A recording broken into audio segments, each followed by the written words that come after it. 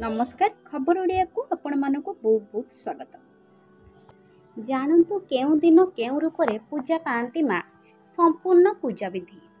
आश्विनर शरत सकाळ धरणी होउची पुलकित।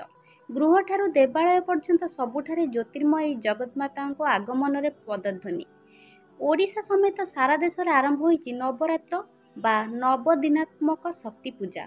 नवरात्रर 9 दिन माँ 9टी स्वरूपर आराधना करा जाए।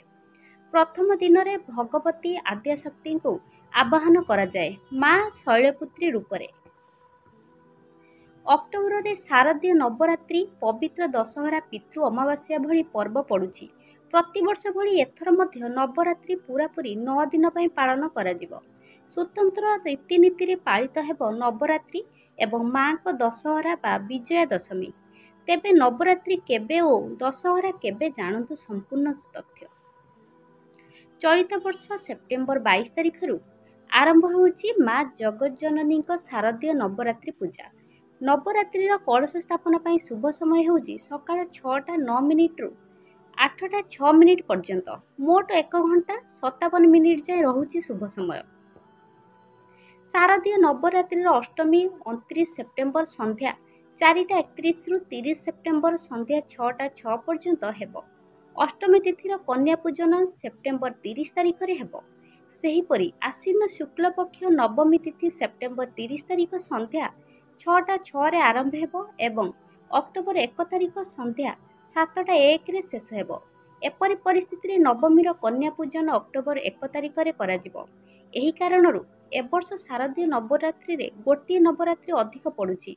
नवरात्रि 22 सेप्टेम्बर आरंभ होई 1 अक्टोबर संध्या 7:01 रे शेष हेब।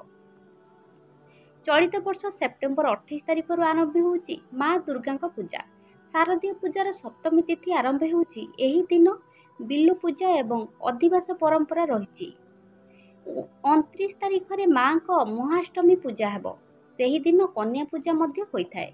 एही दिन माँ दुर्गा 2 असुर चंडमुंडको संहार करथिले।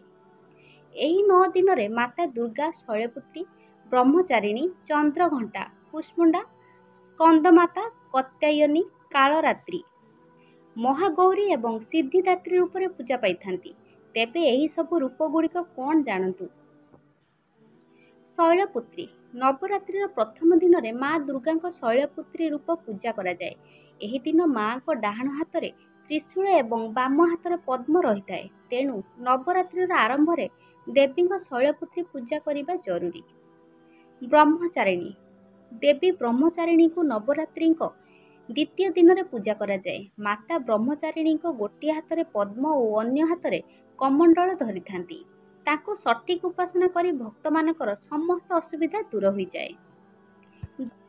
चंद्रघंटा नवरात्रिर तृतीय दिन में माँ को चंद्रघंटा रूप में पूजा करा जाए।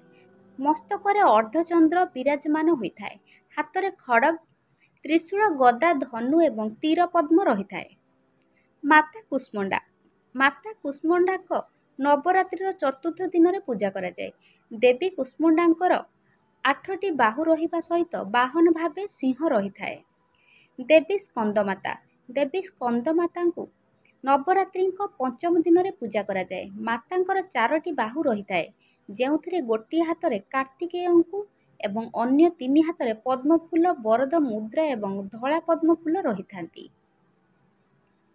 माता कात्यायनी नवरात्रिर षष्ठ दिन में माता कात्यायनी को पूजा करा जाए। सेही दिन माँ को रंग स्वर्ण परी उज्जवल एवं 4टी बाहु रही है। तांकर हाथ उभय मुद्रा, बर मुद्रा, खड्ग एवं पद्मफूल रही है। माता कालरात्रि नवरात्रि सप्तम दिन में माता कालरात्रि को पूजा करा जाए। माता कालरात्रि 3टी आखि एवं 4 बाहु रही। माँ तांको हाथ में खंडा, लुहा, अस्त्र, उभय मुद्रा एवं बर मुद्रा रही है। माता महागौरी नवरात्रिर अष्टम दिन में माता महागौरी को पूजा करा जाए। माता बलद सवारी करिथांती।